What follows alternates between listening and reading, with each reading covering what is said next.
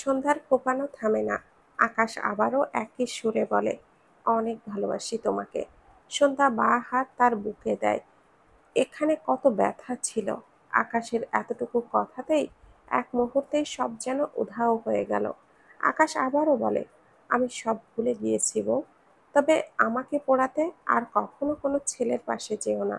মনে থাকবে তো? সন্ধ্যা ফোপানোর মাঝেই মাথা নেড়ে বোঝায়, তার মনে থাকবে। মেয়েটার অভ্যাস এখনো যায়নি।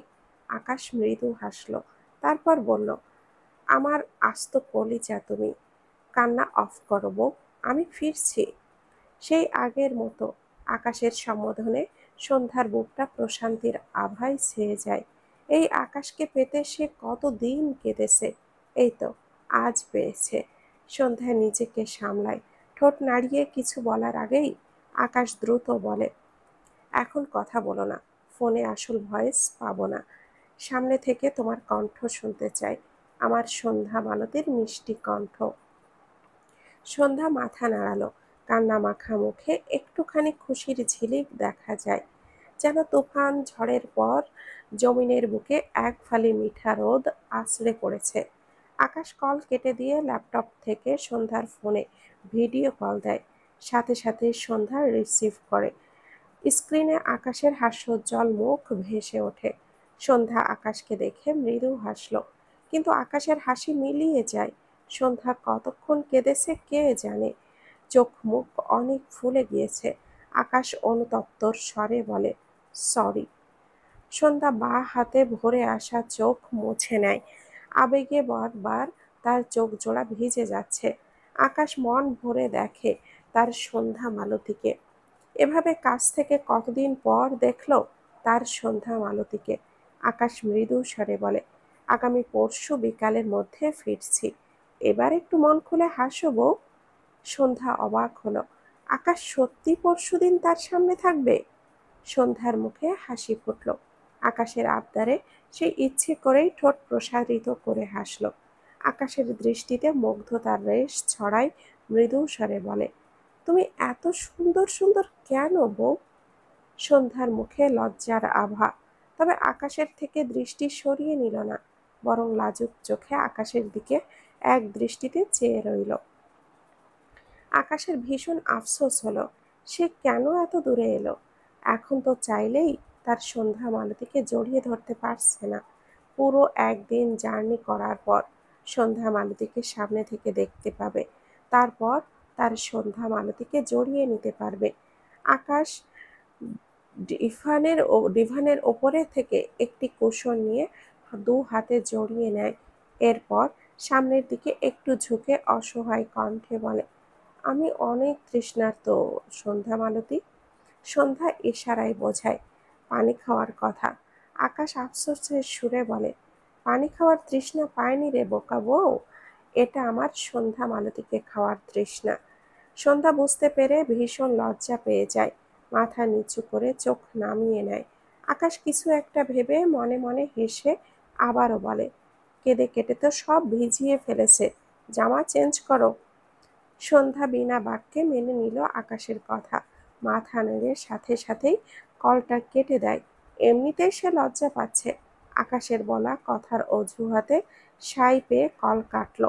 এরপর আকাশের দেওয়া মেসেজটি চেক করলো, যেখানে লেখা, সন্ধ্যার আকাশের নিচে বকুলতলায় এক শাড়ি পরিহিতা স্নিগ্ধ পরীর মিষ্টি কণ্ঠ শুনতে শুভ্র পুরুষ রাজকুমার রূপে ফিরছে তার রাজকুমারীর সন্ধ্যা মালতীর নীড়ে।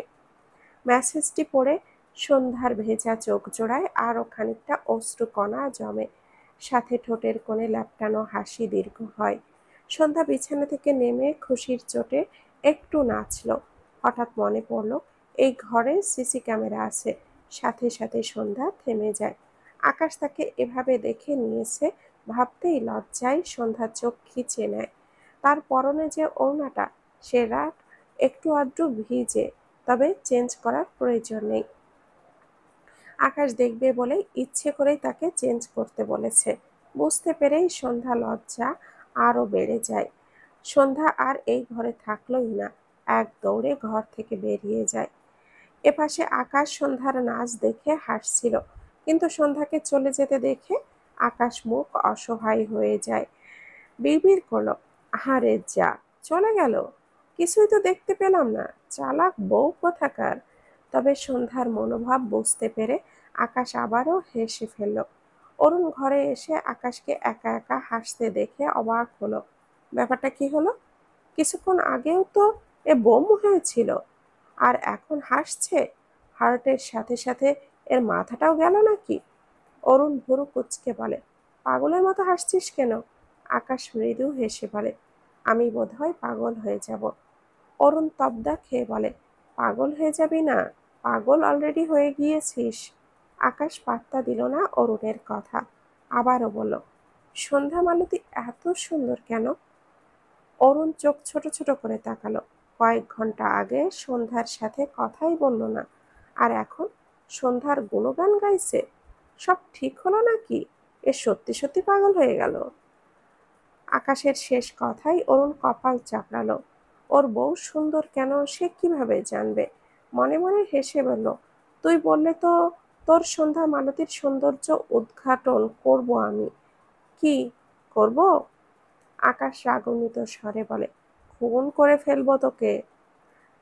অরুণ ঝাঁকি দিয়ে ওঠে, টি শার্টটা উঁচু করে বুকে দুবার থুতু দিয়ে বিড়বিড় করে, তার মানে এ পাগল হয়নি, বাচ্চা গেল।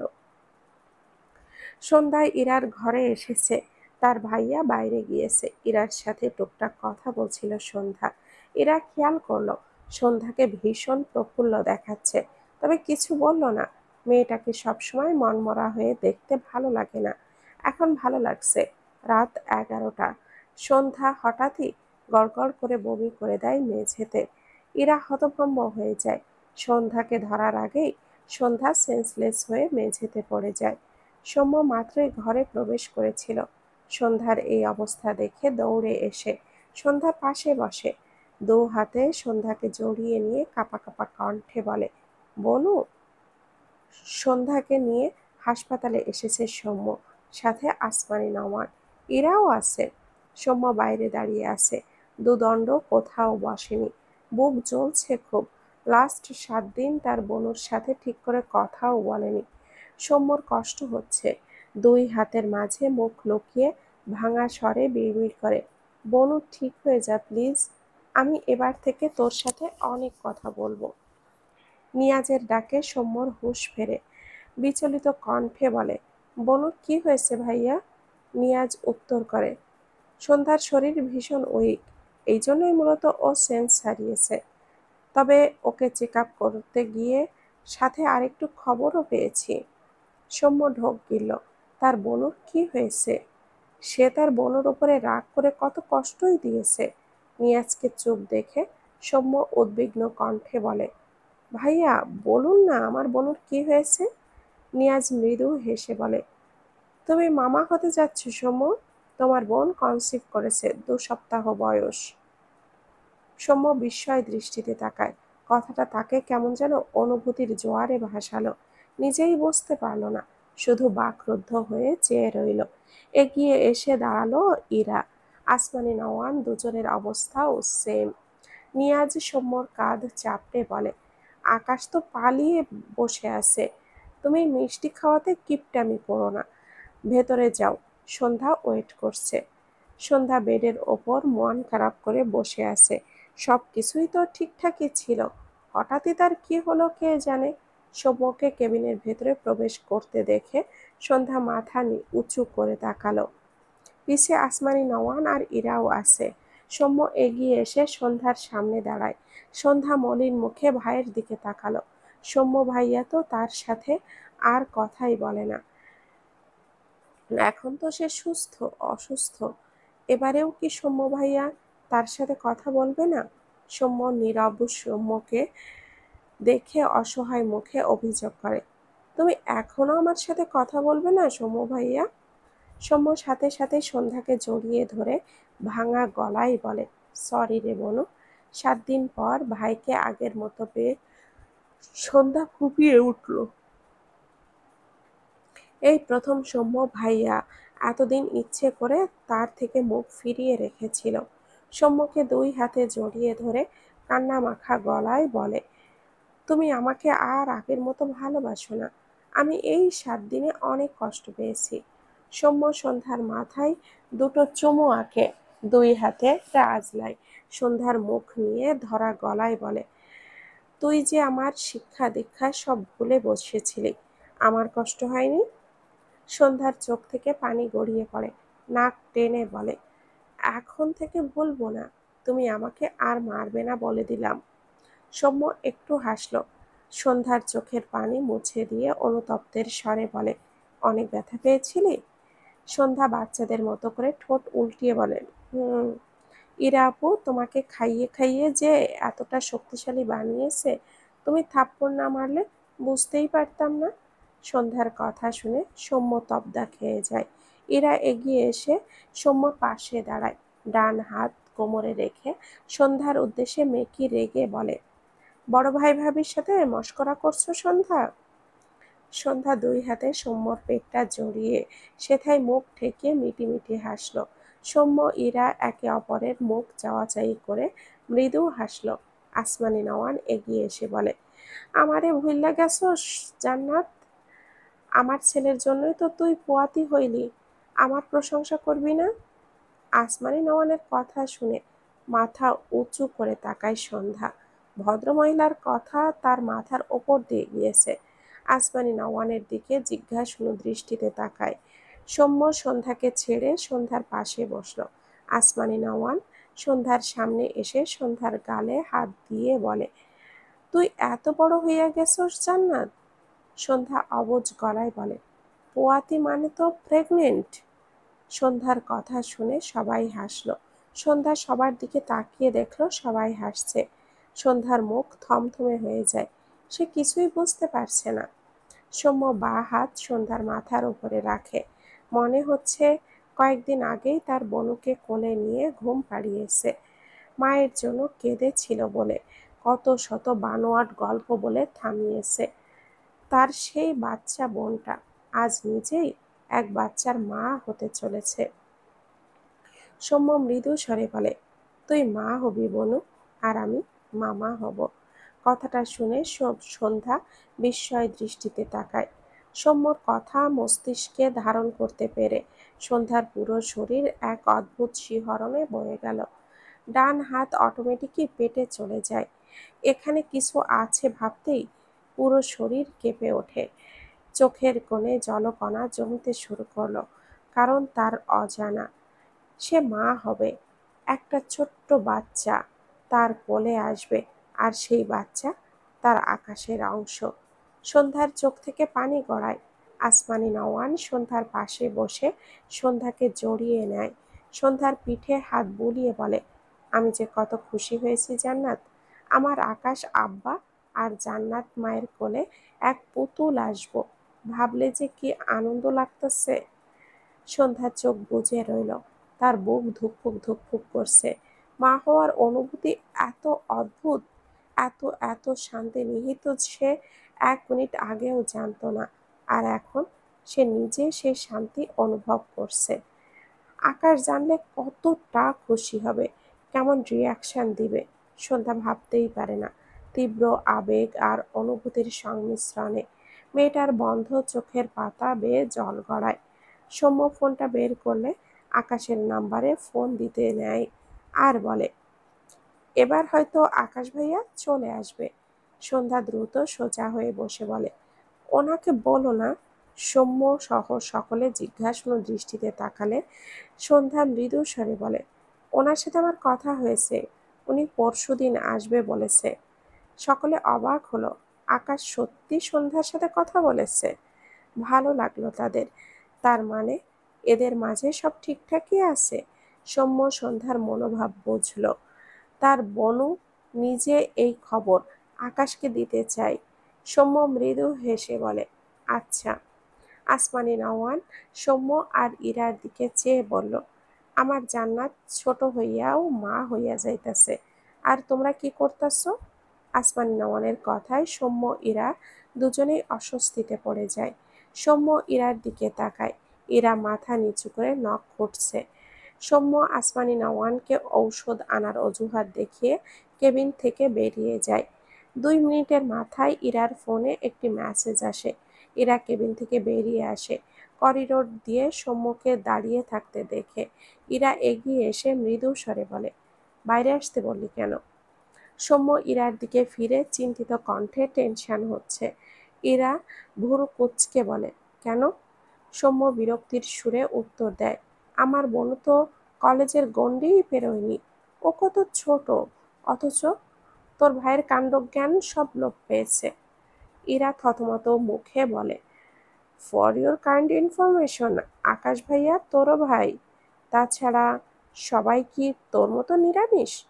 সে না হয় বাদ দিলাম, অ্যাটলিস্ট বাবা হওয়ার ইচ্ছে যে মানুষের থাকে, তোর মধ্যে তো সেই ইচ্ছেটাও নেই। অ্যাঁ, তুই কি আদৌ ছেলে? সৌম্য ধমকে ওঠে, ইরাবতী। ইরা ঝাঁকি দিয়ে ওঠে।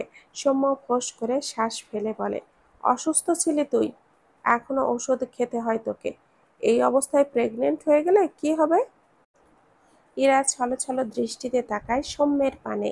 সৌম্য একটু হেসে বলে, আমাকে তুমি ডাকার অভ্যাস করে নে না, নয়তো আমার বাচ্চা তোর মুখে এসব তুই ডাক শুনলে ঝামেলা হবে। ইরা সৌম্যের কথার অর্থ বুঝতে পেরে লজ্জা পেল। সৌম্য মৃদু হাসল। ইরা কেবিনের ভেতরে সন্ধ্যার কাছ থেকে গিয়ে সৌম্য এখনো করিডোরে দাঁড়ানো। পেছন থেকে রিহানের কণ্ঠ পেয়ে সৌম্য সাথে সাথেই উল্টো ঘুরে তাকায়, জিজ্ঞেস করে, কেমন আছিস? রিহান একটু হাসল, অতঃপর ডান হাত বাড়িয়ে দিয়ে বলল, কংগ্রাচুলেশন। সৌম্য জিজ্ঞাসু দৃষ্টিতে তাকালে রিহান বলে, শুনলাম মামা হবি? সৌম্য বেশ কিছুক্ষণ রিহানের দিকে চেয়ে রইল, এরপর বলে, তুই অনেক শুকিয়ে গিয়েছিস। রিহান আবারও হাসল। সৌম্য বলে, বিয়ে করে নে। রিহান মলিন মুখে তাকায়, মৃদু স্বরে বলে, অনেক চেষ্টা করেছি। করছিস না কেন? রিহান ঢোক গিলে বলে, তোর বোনের মতো কাউকে পেলাম না। সৌম্য কিছু বলতে চায়, তার আগে রিহান আবারও বলে, কোথায় যেন শুনেছিলাম, কাউকে ভালোবাসার জন্য 1 সেকেন্ডই যথেষ্ট, অথচ সেই 1 সেকেন্ডে ভালোবেসে ফেলা মানুষটাকে নাকি সারা জীবনেও ভুলে যাওয়া যায় না। কথাটা হাড়ে হাড়ে উপলব্ধি করছি আমি। সৌম্য কি বলবে বুঝতে পারছে না। রিহান অসহায় কণ্ঠে বলে, বিশ্বাস কর, আমি বিবাহিত কারোর দিকে নজর দিতে চাই না, বিবাহিত মেয়েকে নিয়ে ভাবতেও চাই না, কিন্তু আমি বরাবরই ব্যর্থ। আমার নিজেকে ক্যারেক্টারলেস লাগে সৌম্য। তুই আমাকে আগে কেন বলিসনি সন্ধ্যা বিবাহিত? আমার সুখ হারিয়ে গেছে। জানিস নিয়াজ ভাইয়ার কাছে সন্ধ্যার প্রেগনেন্ট শুনে কতটা কষ্ট হচ্ছে? আমি কি বলবো বলতো? সন্ধ্যা বিবাহিত, ওর পেটে আকাশের বাচ্চা, এটা থাকবে এটাই তো স্বাভাবিক, কিন্তু আমি কেন এটা মেনে নিতে পারছি না? এটা কেমন অসুখ! এই অসুখ সারানোর উপায় নেই সৌম্য। কথাগুলো বলতে বলতেই রিহানের গলা বেঁধে আসে। সৌম্য অবাক হয়ে শুধু রিহানকে দেখে। হঠাৎই রিহানকে জড়িয়ে ধরে ধরা গলায় বলে, সরি। রিহান মলিন হাসল, সৌম্যকে সরিয়ে দিয়ে ভাঙা গলায় বলে, জানি এর ঔষধ একটাই, কিন্তু সেই ঔষধ আকাশ ভাইয়ার নামে লেখা। ভালো থাকিস, তোর বোনের জন্য অনেক অনেক দোয়া রইল, আসছি। কথাগুলো বলে রিহান সৌম্যকে আর কিছু বলার সুযোগ না দিয়েই হসপিটাল থেকে বেরিয়ে যায়। যাওয়ার পথে শার্টের হাতার দিকে একবার চোখ মুছে নেয়। নিউ ইয়র্কে সকাল 6টা বেজে 10 মিনিট। আকাশ মোটামুটি সব গুছিয়ে নিয়েছে। সকাল 8টায় ফ্লাইট, সাথে অরুণও যাবে। আজ অনেক দিন আকাশ গায়ে সাদা পাঞ্জাবি আর সাদা গ্যাবার্ডিন প্যান্ট জড়িয়েছে। আয়নার সামনে দাঁড়িয়ে দৃষ্টি নিজের দিকে থাকলেও সে বোধহয় নিজেকে দেখছে না। আর সন্ধ্যা মালতীর পছন্দ নিজের গায়ে জড়িয়ে, তার মনে হচ্ছে তার সন্ধ্যা মালতী তার সাথে জড়িয়ে আছে। আকাশ মৃদু হাসল, এগিয়ে এসে একটি রঙিন কাগজ আর কলম নিয়ে বসল। প্রায় 30 মিনিট সময় টানা লিখল। লেখা শেষে পুরো চিঠিতে আরেকবার চোখ বোলায়। সন্ধ্যাকে ভালোবাসার পর থেকে হাজার খানেক অনুভূতির সংমিশ্রণে কয়েকশো শব্দমালা দ্বারা একটি চিঠি সাজিয়েছে। শেষের দিকটায় এসে চোখ আটকায়, মুখখানা মলিন হয়। দীর্ঘশ্বাস ফেলে কাগজটি ভাঁজ করে একটি খামে ভরে পাঞ্জাবির পকেটে রাখে। এরপর আকাশ লাগেজ সহ ঘর থেকে বেরিয়ে আসে। সামনে অলিভিয়াকে দেখে আকাশের পা থেমে যায়, বিরক্ত চোখে তাকায়। অলিভিয়া আকাশের বিরক্ত খেয়াল করে, মৃদু স্বরে বলে, তোমার ওয়াইফের ব্যাপারে শুনতে চাই। আমাকে কি তার ব্যাপারে কিছু বলবে? মানে তুমি তাকে এত ভালোবাসো কেন? সন্ধ্যার কথা ভেবে আকাশের দৃষ্টি শীতল হয়। এবার আকাশ একটু হাসল, ঘড়িতে সময় দেখে লাগেজটা সাইডে রেখে কফি মেকারের দিকে যেতে যেতে বলে, বসো। অলিভিয়া অবাক হলো, সে আজকেই প্রথম আকাশকে হাসতে দেখলো। আকাশের ওয়াইফের কথা বলতেই আকাশ হাসলো যেন। অলিভিয়া অবাকের রেশ নিয়ে সোফায় এসে বসে। মিনিট 5 পর আকাশ এক কাপ কফি নিয়ে এসে অলিভিয়ার সামনে বরাবর পায়ের ওপরে পা তুলে বসে। কফিতে একবার চুমুক দিয়ে বলে, বলো, কি শুনতে চাও আমার সন্ধ্যা মালতীর ব্যাপারে? অলিভিয়া আকাশকে যত দেখছে তত অবাক হচ্ছে। নিজেকে সামলে বলে, তোমার বউ কি অনেক বেশি সুন্দর? আকাশ মৃদু হেসে বলে, আমার চোখে সে শ্রেষ্ঠ সুন্দরী, তাকে ডিঙানোর ক্ষমতা কারো নেই। অলিভিয়া অদ্ভুতভাবে তাকায়, তার মনে প্রশ্ন জাগে, আকাশের ওয়াইফ ঠিক কতটা সুন্দর। অতঃপর বলে, সে তোমাকে এত কষ্ট দিয়েছে, তবুও তাকেই কেন চাও? সে অনেক সুন্দর বলে? এটা তো সুন্দরীর পূজারই বলে। অলিভিয়া কথাটা শুনে আকাশ যেন ঠোঁট এলিয়ে হাসল, তবে তা শব্দহীন। অতঃপর বলে, তাকে ভালোবাসি বলেই সে আমার চোখে শ্রেষ্ঠ সুন্দরী। সে বিশ্ব সুন্দরী হিসাবে অ্যাওয়ার্ড পাবে যদি বিচারক হই আমি। অলিভিয়া অদ্ভুতভাবে তাকায় আকাশের দিকে, বিভ্রান্ত হয়ে বলে, আই অ্যাম কনফিউজড। তোমার ওয়াইফ সুন্দর নাকি তোমার ভালোবাসা সুন্দর? আকাশ হাসলো, আরো দুবার কফির কাপে চুমুক দিয়ে বলে, সন্ধ্যা মালতীর ব্যক্তিগত আকাশের বুকে সন্ধ্যা নেমেছে, সময় থেমে গিয়েছে। এখানে আর কখনো রাত ভোর সকাল কিচ্ছু নামবে না। আকাশ সন্ধ্যার প্রেমের দহনে অনন্তকাল পড়তে রাজি আছে। এটুকু বলেই থামে। বাকি কফিটুকু শেষ করে কাপ সামনে টি টেবিলের উপরে রেখে উঠে দাঁড়ায়, গম্ভীর গলায় বলে, আই থিংক আর কিছু জানার ইচ্ছে নেই তোমার। অলিভিয়া থম মেরে বসে আছে। এতদিন আকাশের পরনে সব কালো রঙের ড্রেস দেখেছে, আজ সাদা দেখে অবাক হয়। অতঃপর ঢোক গিলে বলে, তোমার পছন্দের রং কি? আকাশ ফোনে কিছু টাইপ করতে করতে ছোট করে উত্তর দেয়, শ্যামলা। অলিভিয়া ভুরু কুঁচকে বলে, এই নামে কোনো রং আছে? আমি তো কখনো শুনিনি। আকাশের দৃষ্টি ফোনে রেখে মৃদু হেসে বলে, আছে। আমার সন্ধ্যা মালতীর গায়ের রং, ভীষণ সুন্দর। অলিভিয়া তব্দা খেয়ে যায়, সে আর কিছুই বলার মতো পায় না। আকাশের পা থেকে মাথা পর্যন্ত চোখ বুলিয়ে মৃদু স্বরে বলে, তোমাকে সাদা পাঞ্জাবিতে ভীষণ সুন্দর লাগে। আকাশ এবারও মাথা নিচু রেখে মৃদু হেসে উত্তর করে, সন্ধ্যা মালতীর পছন্দ, অসুন্দর লাগার চান্স নেই। আকাশ কথাটা বলে আকাশ পকেটে ফোনটা ভরে এগিয়ে গিয়ে লাগেজ হাতে নেয়। অরুণ রেডি হয়ে বেরিয়ে এসেছে। আকাশ অরুণকে আসতে বলে সে লাগেজ নিয়ে বাড়ি থেকে বেরিয়ে যায়। অলিভিয়া অবাক হয়ে শুধু দেখলো আকাশকে। তার মানে এতদিন কালো এমনি পড়েছিল, আজ আকাশকে খুশি খুশিও লাগছে। হয়তো আকাশের ওয়াইফের সাথে সব ঠিকঠাক হয়ে গিয়েছে, আর এই জন্যই আকাশ তার ওয়াইফের পছন্দের কাপড় পরেছে, সাথে মুখে হাসিও আছে। অরুণ অলিভিয়ার সামনে এসে একটা চুটকি বাজিয়ে বলে, তুমি আমার বাড়িতে থাকতে চাও? আমার প্রবলেম নেই, তবে বাড়িঘর পরিষ্কার রাখতে হবে। আমি এসে তোমাকে পেমেন্ট দিয়ে দিব। অলিভিয়া দাঁড়িয়ে গিয়ে বলে, তুমি নিজের জন্য দুটো টিকিট কাটো, জানি আমাকে একটা টিকিট ধার দিবে। আমি তোমাদের সাথে বাংলাদেশে যেতে চাই। অরুণ চোখ ছোট ছোট করে বলে, কেন? অলিভিয়া উদাস কণ্ঠে বলে, আকাশের ওয়াইফকে দেখতে। দেখি তো সে কত সুন্দর, তোমার বন্ধু তাকে অ্যাওয়ার্ড দিতে চাই। অরুণ থমথমে মুখে তাকায়। সে কিছু বলার আগেই অলিভিয়া বলে, প্রমিস, কোনো ঝামেলা করবা না। আকাশের কথা শুনে মেয়েটিকে দেখতে ইচ্ছে করছে। প্লিজ নিয়ে চলো। অরুণ ছোট করে বলে, ঠিক আছে, ঝামেলা করলে খবর আছে। অলিভিয়া জানায় সে ভদ্র হয়ে থাকবে। বাংলাদেশে এখন রাত 8টা। শিমু সন্ধ্যার ঘরে বিছানায় এক কোণে বসে আছে, মুখখানা মলিন তার।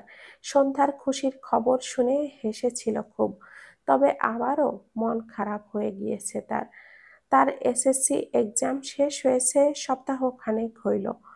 এরপর সে বায়না করে সৌম্য তাদের সবাইকে নিয়ে সৌম্যর গ্রামের বাড়িতে যায়।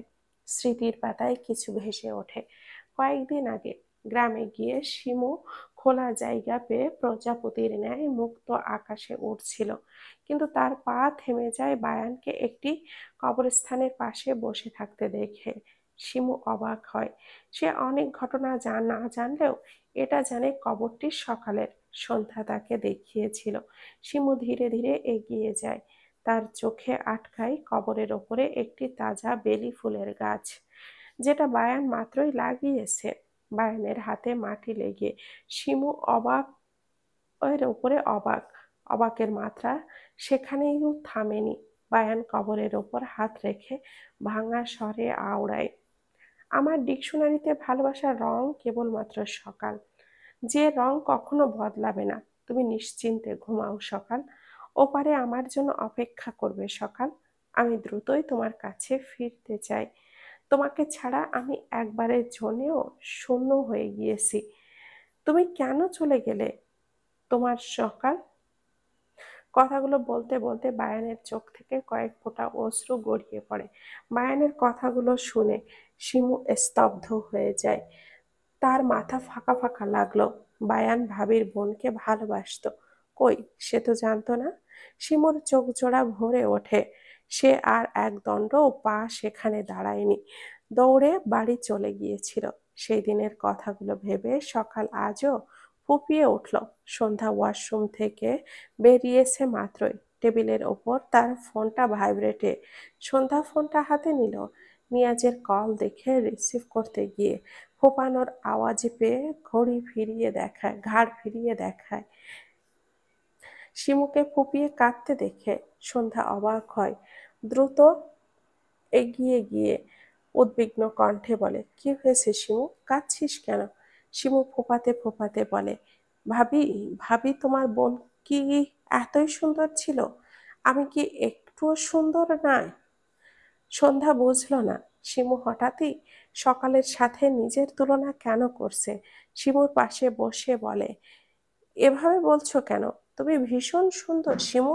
শিমু ভাঙা গলায় বলে শিমু ভাঙা গলায় বলে, আমি তোমাকে বলেছিলাম না ভাবি, আমার 5জন ক্রাশ ছিল। আসলে আমার শুধু তাদের চেহারা ভালো লাগতো, কিন্তু বায়ান ভাইয়াকে ছাড়া আমার কিছুই ভালো লাগে না ভাবি। আর যখন জানলাম সে তোমার বোনকে ভালোবাসে, তাকে ভুলতেও পারে না, তখন থেকে আমার খুব কষ্ট হয়। বায়ান ভাইয়াকে একটু বলবে তোমার বোনকে ভুলে গিয়ে আমাকে ভালোবাসতে? আমার নিঃশ্বাস নিতেও কষ্ট হয় বায়ান ভাইয়া অন্য কারোর কথা ভাবলে। কথাগুলো বলতে বলতে সন্ধ্যার বুকে পড়ে ফোঁপায় শিমু। সন্ধ্যা বিস্ময় দৃষ্টিতে চেয়ে আছে শিমুর পানে। শিমু বায়ান ভাইয়ার প্রতি এতটা সিরিয়াস হয়ে গিয়েছে যে এভাবে কাঁদছে। সন্ধ্যা শিমুর মাথায় হাত বুলিয়ে বলে, তোমার ভাইয়া আসলে আমি ওনার সাথে এই ব্যাপারে কথা বলবো শিমু, তুমি কান্না করো না। শিমু শুনল না। বাচ্চা মেয়েটার মনে ভীষণ কষ্ট যে। সন্ধ্যার হাত লেগে নিয়াজের কলটা রিসিভ হয়ে গিয়েছিল, যা সন্ধ্যা খেয়ালই করেনি। তবে এপাশে নিয়াজের কানে ফোন ছিল। সে শিমুর কান্নার সাথে শিমুর বলা প্রতিটি কথা শুনে স্তব্ধ হয়ে বসে আছে। বুকের বাঁ পাশটায় এক অদ্ভুত চিনচিনে ব্যথা হলো। কান থেকে ফোনটা সরিয়ে কল কেটে আস্তে করে ফোনটা রেখে দিল। এরপর রকিং চেয়ারে গা এলিয়ে দিয়ে 2 হাত আড়াআড়িভাবে গুজে রেখে চোখ বুজল। প্রায় 5 মিনিটের মাথায় নিয়াজের মা তার ঘরে আসে। ছেলেকে নীরব দেখে এগিয়ে এসে মৃদু স্বরে ডাকে, নিয়াজ। নিয়াজ যেভাবে আছে সেভাবেই উত্তর করে। বলো মা। ভদ্রমহিলা বললেন, মেয়ে দেখতে যেতে চাইলে যে? আমাদের রেডি হতে বলে নিজেই রিল্যাক্স করছো? নিয়াজ কিছুই বলে না। ক্লাস 8-এর মেয়েকে এক দেখায় ভালো লেগে যায় কারো, আর সেই ভালো লাগা এক পর্যায়ে যায় ভালো হয়ে, আর সে একজন ম্যাচিউর ছেলে হয়ে সেই বাচ্চা মেয়েকে বিয়ের জন্য অপেক্ষার প্রহর গোনে। নিয়াজের সাথে তো এমনটাই হলো। আজ থেকে 2 বছর আগে ক্লাস 8-এর বাচ্চা শিমুকে এক দেখায় তার ভালো লেগে গেল। প্রথম 6 মাস নিজেকে বোঝাতে গেল সম্ভব নয়, কিন্তু ব্যর্থ হয়ে অপেক্ষার প্রহর গুনতে লাগলো।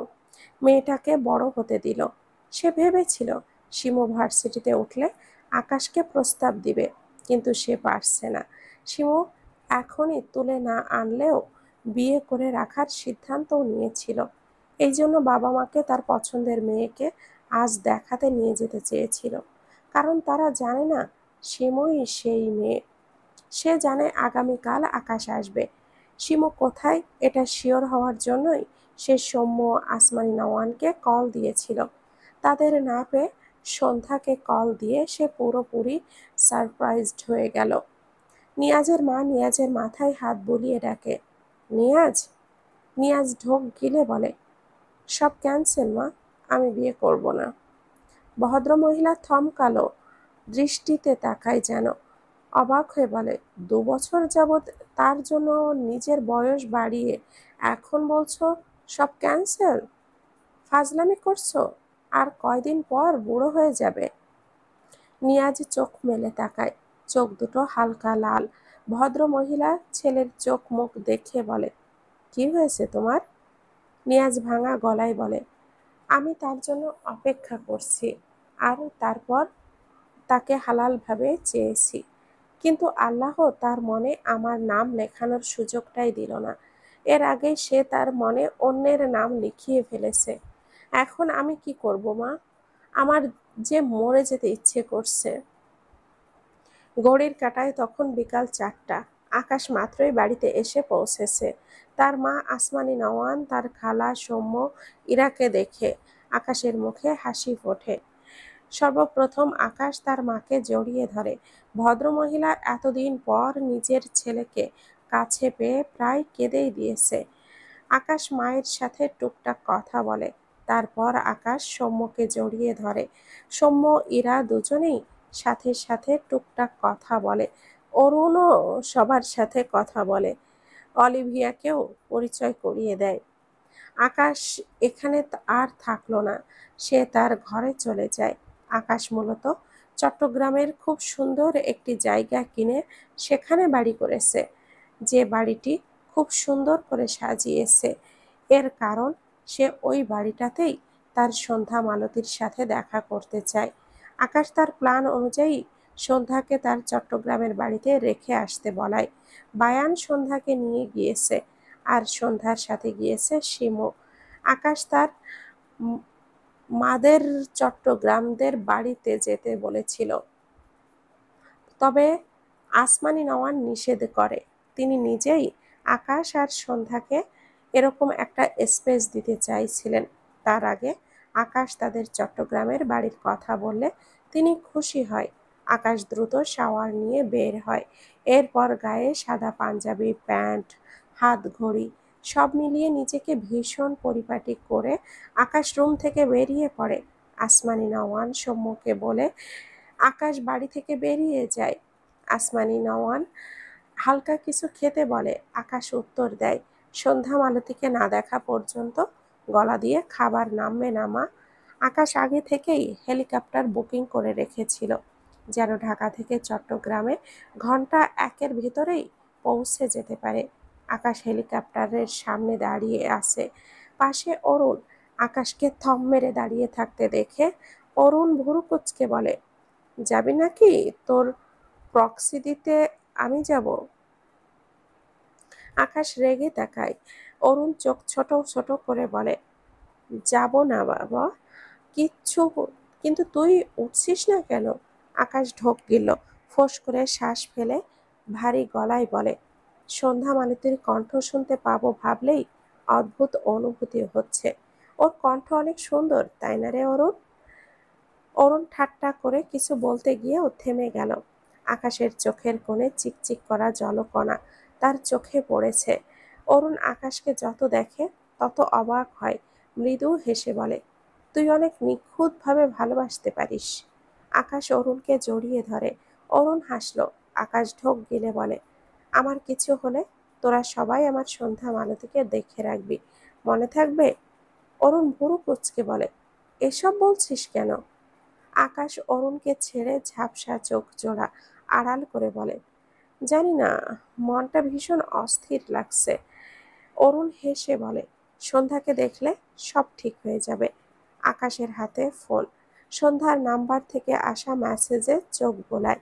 মাত্রই এসেছে মেসেজটি। আপনি কখন আসবেন? আকাশ মৃদু হেসে রিপ্লাই করে, এই তো শোনাবো, আসছি। তুমি শাড়ি পরে ভীষণ সুন্দর করে সাজবে। আমি আমার সন্ধ্যা মালতীকে আজ মন ভরে দেখব। আর চা খেয়ে গলা ঠিক করো। আমি কিন্তু আমার সন্ধ্যা মালতীর ভয়েস সব সময় শুনতেই থাকবো, বুঝেছো আমার আস্ত কলিজা? মেসেজটি সন্ধ্যার নাম্বারে পাঠিয়ে আকাশ অরুণকে বিদায় দিয়ে এগিয়ে এসে হেলিকপ্টারে উঠে পড়ে। ধীরে ধীরে হেলিকপ্টার ওপরের দিকে উঠতে থাকে। আকাশ চোখ বুজে রেখেছে, ঠোঁটের কোণে মৃদু হাসি। বিড়বিড় করে, আমার জান, আমার সন্ধ্যা মালতী, আমার ভালোবাসা, এই দেখো আমি ফিরছি তোমার নীড়ে। আজ দুপুরের আগেই সন্ধ্যা, শিমু আর বায়ান চট্টগ্রামের এই বাড়িতে এসে পৌঁছেছে। এরপর বায়ান তাদের তিনজনের জন্য খাবার কিনে এনেছিল। তারা তিনজনেই খেয়েছে। যদিও সন্ধ্যা ঠিক করে খেতে পারেনি, আকাশের সাথে দেখা হওয়ার এক্সাইটমেন্টে, সাথে আকাশের সাথে কথা বলার এক্সাইটমেন্টে। চট্টগ্রামে আজ বৃষ্টি হয়েছে, যার ফলে বিকালের যে রোদ প্রকৃতিতে থাকে সেই রোদটুকুও নেই। পরিবেশটা ভীষণ সুন্দর। সন্ধ্যা ছাদে এসে দাঁড়িয়েছে। আকাশকে মেসেজ দিয়ে রিপ্লাইয়ের আশাই চেয়েছিল। আকাশের দেওয়া রিপ্লাই মেসেজটি পড়ে সন্ধ্যা হাসে। সে আর আকাশকে কোনো রিপ্লাই দিল না। অরুণের থেকে সন্ধ্যা শুনেছে আকাশ ঢাকা থেকে ওখানে দ্রুত আসার জন্য হেলিকপ্টার নিয়েছে। এজন্য সন্ধ্যা আরো 1 ঘন্টা আগে ছাদে এসে দাঁড়িয়ে আছে। সন্ধ্যার পরনে সাদা শাড়ি, শাড়ির পাড় লাল। শাড়িটি সে নিজেই পরেছে বাঙালি স্টাইলে। সন্ধ্যা এইসব তেমন পারে না, তবে ইউটিউব দেখে দেখে যেটুকু পেরেছে সেটুকুই পরেছে। একেবারে খারাপ হয়নি। সাথে হালকা সেজেছে, চোখে কাজল, ঠোঁটে হালকা করে একটু লিপস্টিক, কপালে একটা ছোট্ট কালো টিপ পরেছে। হাঁটুর নিচ পর্যন্ত চুলগুলো ছেড়ে দেওয়া।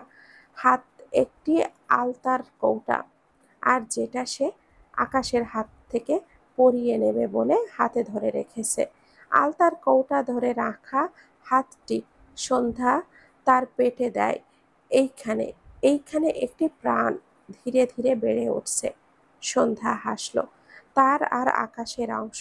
আকাশকে বললে আকাশের এক্সপ্রেশন কেমন হবে, এটা ভাবতেই সন্ধ্যার প্রশান্তিতে বুকটা ভরে যায়। সন্ধ্যা ছাদের কোনায় দাঁড়িয়ে পেটে হাত রেখে বিড়বিড় করে, দ্রুত আসুন আকাশ, আমি অপেক্ষা করছি আপনাকে কত শত ভারী খবর দেওয়ার জন্য। অরুণ রাস্তার ধার দিয়ে একা একাই হাঁটছিল, মনটা ভীষণ বিষণ্ণ। বাংলাদেশে তার জন্য দুঃখের দেশ। এই দেশের মাটি তার থেকে সত্যিকারের মুখ কেড়ে নিয়েছে। ভাবনার মাঝেই চোখে পড়ে রাস্তার অপর পাশে অনামিকা এক ছেলের হাত ধরে দাঁড়িয়ে আছে। প্রাণবন্ত এক মেয়ে। পাশের ছেলেটি হয়তো তার হাজবেন্ড। কত খুনসুটি দুজনের। অরুণের দৃষ্টি ধীরে ধীরে ঝাপসা হতে শুরু করে। বাম পাশ থেকে অনামিকা ডাকে, অরুণ। অরুণের ধ্যান ভাঙে। ডান দিকে ঘাড় ফিরিয়ে ঝাপসা চোখ জোড়া স্বাভাবিক করে নিয়ে বাম দিকে ফিরে তাকায়। আনিকাকে দেখে মৃদু হেসে বলে, অনেক ভালো আছি আমি। আমার মতো খারাপ মানুষের থেকে বেঁচে গিয়ে তোরা দুই ভাই বোন খুব ভালো আছিস। আমি জানি সারা জীবন এরকমই ভালো থাক। কথাটুকু বলে অরুণ আনিকাকে আর কিছু বলার সুযোগ দিল না। উল্টো পথে বড় বড় পা ফেলে এগিয়ে যায়। আনিকা মলিন মুখে চেয়ে রইল। অরুণ শার্টের হাতা দিয়ে চোখ মুছল, ভাঙা স্বরে বিড়বিড় করলো, তুমি এত স্বার্থপর কেন অনামিকা? অন্যের সুখ কেড়ে নিজের সুখ কুড়াও। আকাশ বেরিয়ে যাওয়ার পরপরই সৌম্য ইরাকে নিয়ে বাইরে বেরিয়েছে। মূলত ঘুরতে বেরিয়েছে। আগামীকাল সৌম্য ইরাকে নিয়ে গ্রামে চলে যাবে। সৌম্য ইরার হাতটা ধরে ফাঁকা রাস্তায় হাঁটছে। দুজনেই নিশ্চুপ। এভাবে নীরব থেকে প্রকৃতির সাথে একে অপরের অনুভব করে, যেন আলাদা এক শান্তি পাচ্ছে।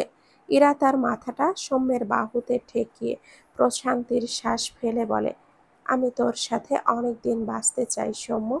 সৌম্য মৃদু হাসলো, তবে কোনো কথা বলল না।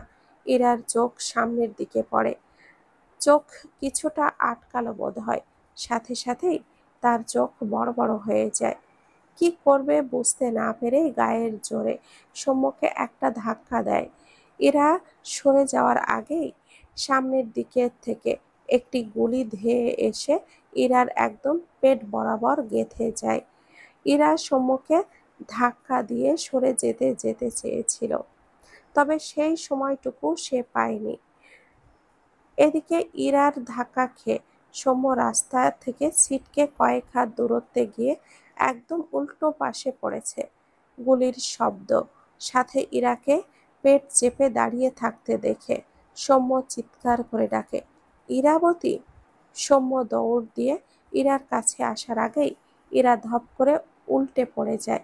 চোখের পলকে কেউ এসে ইরার একদম মুখের ওপরে অ্যাসিড ঢেলে দিয়েই যেন হাওয়া হয়ে গেল। এরা এতক্ষণ চুপ থাকলেও মুখের উপরে অ্যাসিড পড়ায় অসহ্য যন্ত্রণায় মেয়েটা ছটফট করে চিৎকার করে ওঠে। সৌম্য লোকটিকে ধরতে গেল না, দৌড়ে এসে ইরার পাশে বসে দুই হাতে ইরাকে আগলে নিয়ে বলে, ইরাবতী, তোর কি হলো বউ? ইরার ছটফটানি দেখে সৌম্যের শরীর অবশ হয়ে আসে। সৌম্য আশেপাশে তাকিয়ে কাউকে পায় না। জায়গাটি ভীষণ নির্জন। সে খুঁজে খুঁজেই এখানে এসেছে। ইরা তার কাছে আবদার করেছিল এরকম একটি জায়গায় আনার জন্য। সৌম্য এক সেকেন্ডও সময় নষ্ট না করে ইরাকে কোলে তুলে নিয়ে এক প্রকার দৌড়ে মেন রোডের দিকে যায়। গাছের আড়াল থেকে একটি লোক বেরিয়ে আসে। পুরো কালো পোশাকে মোড়ানো সে, মাথায় একটি কালো ক্যাপ, মুখে মাস্ক, চোখের মণি দুটো একদম সাদা, যেন চোখ ছানি পড়েছে, অথচ সে স্পষ্ট দেখে। লোকটির তীক্ষ্ণ দৃষ্টি সৌম্য আর ইরার ওপরে। ডান হাতে মাথায় পরা ক্যাপটি একবার ঘোরালো, ঠোঁটের কোণে বাঁকা হাসি ঝুলিয়ে বিড়বিড় করলো, দ্য গেমস স্টার্টিং নাও।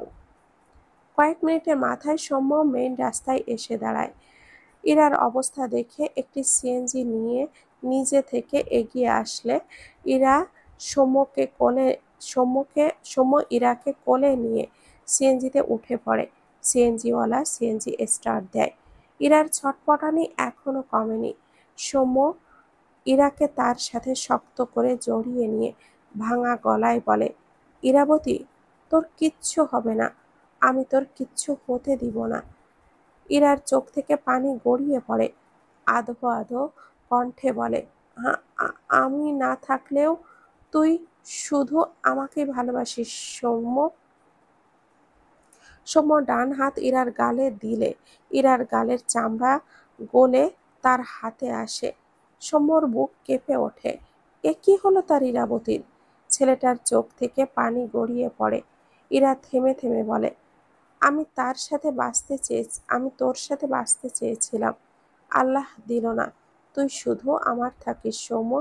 সৌম্য আবারও শক্ত করে জড়িয়ে ধরে ভাঙা গলায় বলে, তোর কিচ্ছু হবে না ইরাবতী, এইসব বলিস না আর, আমার কষ্ট হয়। ততক্ষণে ইরা শরীর ছেড়ে দিয়েছে, বাঁ হাত উঁচু করে ঠাস করে পড়ে গেল মনে হলো। সৌম্য বুঝতে পেরে ঢোক গেল। ইরার মুখ তার সামনে এনে কান্না মাখা গলায় বলল, ইরাবতী, কথা বল, যাস না আমায় রেখে, আমি তোকে ছাড়া কিভাবে থাকবো বলতো? এই ইরাবতী। ইরাবতী, আমার ইরা পাখি, কথা বলবো? এই বউ। ইরার কোনো সাড়া না পেয়ে সৌম্যের দুনিয়া কেঁপে ওঠে। ইরাকে শক্ত করে জড়িয়ে নিয়ে ড্রাইভারের উদ্দেশ্যে বলে, মামা, একটু দ্রুত গাড়ি চালাও। আমার বউটা কথা বলছে না, দেখো। ভদ্রলোক গাড়ির গতি বাড়ায়। সৌম্য ইরাকে শক্ত করে জড়িয়ে রেখে ভাঙা গলায় বলে, আমায় একা ফেলে যাস না ইরাবতী। তুই না আমার বাচ্চার মা হবি। আমি তোকে আর অপেক্ষা করাবো না বউ। তুই আমার বুকে ফিরে আয় ইরাবতী। কথাগুলো বলতে বলতে সৌম্যের চোখ থেকে টুপ টুপ করে পানি গড়িয়ে পড়ে। চোখ বুজে বিড়বিড় করে, আল্লাহ, আমার ইরাবতীকে বাঁচিয়ে দাও আল্লাহ। আমি ওকে ছাড়া কিভাবে বাঁচবো বলো। ওকে আমার বুকে ফিরিয়ে দাও আল্লাহ। ধরণীর বুকে বিকেলের আমেজে ডুবে যাওয়ার পথে। বৃষ্টির পর কখনো কখনো পুরো আকাশ যেমন একদম কমলা হয়ে যায়, আজও তেমনটাই হয়েছে। সন্ধ্যা আকাশ পানে চেয়ে হাসল, এরকম হলে তো রংধনু ওঠে। আজও উঠেছে নিশ্চয়। সন্ধ্যা চারপাশে ঘুরে ঘুরে রংধনু খুঁজল, কিন্তু তার চোখে পড়ল না। সন্ধ্যা হতাশ হয়ে আবারও ছাদের কিনারায় এসে দাঁড়ায়। তখনই তার ফোনে কল আসে। অরুণের ফোন পেয়ে সন্ধ্যা সাথে সাথে কলটা রিসিভ করে। অরুণ বলে, আর ঠিক ঠিক 2 মিনিটের মাথায় আকাশের হেলিকপ্টারটা তোমার চোখে ধরা দিবে। সন্ধ্যার বুক ধুকধুক করছে। ঢোক গিলে অবাক কণ্ঠে বলে, আপনি কিভাবে জানেন ভাইয়া? অরুণ হেসে বলে, এটা হেলিকপ্টার একদম ঠিকঠাক টাইমেই পৌঁছে যায়, বুঝেছ? এখন রাখছি, এক্ষুনি আকাশের দেখা পাবে। বলেই অরুণ কল কেটে দেয়। সন্ধ্যা একবার আকাশের দিকে তাকায়। কিছু না দেখতে পেয়ে আবারও ফোনের দিকে তাকায়। তখনই হেলিকপ্টারের গুম গুম শব্দ কানে ভেসে আসে। সাথে সাথে সন্ধ্যা মাথা উঁচু করে আকাশপানে তাকায়। তার থেকে কিছুটা দূরে হেলিকপ্টার। সন্ধ্যার বুকের ধুকপুকানি ক্রমে ক্রমে বাড়ে। ঠোঁটের কোণে হাসি ফুটে ওঠে। ধীরে ধীরে সেই হাসি দীর্ঘ হয়। বিড়বিড় করে, আওড়ায়, আকাশ। হেলিকপ্টারটি একদম বাড়ির সামনে এসে কেমন যেন এক জায়গায় স্থির হয়ে ঘুরতে থাকে। সন্ধ্যা ভুরু কুঁচকে তাকায়। হঠাৎ চোখের পলকে হেলিকপ্টারটি অনেক ওপর থেকে ধসে পড়ে। ব্যাপারটি বুঝতে সন্ধ্যার কয়েক সেকেন্ড সময় লাগলো। বাড়ির সামনের রাস্তায় হেলিকপ্টার সহ আশেপাশে আরো কয়েকটি গাড়ি সহ দাউ দাউ করে জ্বলতে থাকে। সন্ধ্যা স্তব্ধ হয়ে যায়। হাত থেকে ফোন আর আলতার বোতল ঠাস করে পড়ে যায়। মস্তিষ্কে ব্যাপারটি ধারণ করতে পেরে সন্ধ্যা সর্বশক্তি দিয়ে চিৎকার করে ডাকে, আকাশ! সন্ধ্যা এখানে আর এক সেকেন্ডও দাঁড়ালো না। দৌড়ে দৌড়ে সিঁড়ি বেয়ে নামতে থাকে। অনেকবার পড়তে পড়তে বেঁচেছে। সন্ধ্যার কোনো দিকে খেয়াল নেই। দুই চোখ ভেদ করে টপ টপ করে পানি গড়িয়ে পড়ছে। শিমু ঘরে বসে একটি বলে আলতা গলিয়েছে। সে কিছুই বুঝতে পারছিল না, পায়ে দিতেও পারছিল না। তাই সন্ধ্যার থেকে নিয়ে দেওয়ার জন্য ছাদের দিকেই যাচ্ছিল। কিন্তু সন্ধ্যাকে এভাবে কাঁদতে কাঁদতে দৌড়ে আসতে দেখে শিমু অবাক হয়। কিছু বলার আগেই সন্ধ্যা শিমুর সাথে ধাক্কা খায়। শিমুর হাত থেকে আলতার বোলটা পড়ে যায়। সন্ধ্যা তবুও থামল না। এতক্ষণে মেয়েটার কাঁদতে কাঁদতে হেঁচকি উঠে গিয়েছে। শিমু পেছন থেকে অবাক হয়ে বলল, ভাবি, কি হয়েছে? সন্ধ্যা না থামলো আর না কোনো উত্তর দিল। শিমুর ফেলে দেওয়া আলতা গড়িয়ে সন্ধ্যার দুই পা মেখে গিয়েছে। শাড়ির আঁচল নামতে নামতে মেঝে ছুঁয়েছে, যা পেছনে হাওয়ার হাওয়ার ন্যায় উঠছে। সন্ধ্যা দৌড়াতে দৌড়াতে বাড়ির বাইরে চলে গিয়েছে। হেঁচকি তুলে কাঁদতে কাঁদতে কি যেন বিড়বিড় করে। বাড়ির গেট থেকে আরো অনেকখানি সামনে ফাঁকা। এরপর বাড়ির মেইন গেট। সন্ধ্যা পায়ের গতি বাড়ায়। চোখের অশ্রু বাঁধ ভেঙেছে।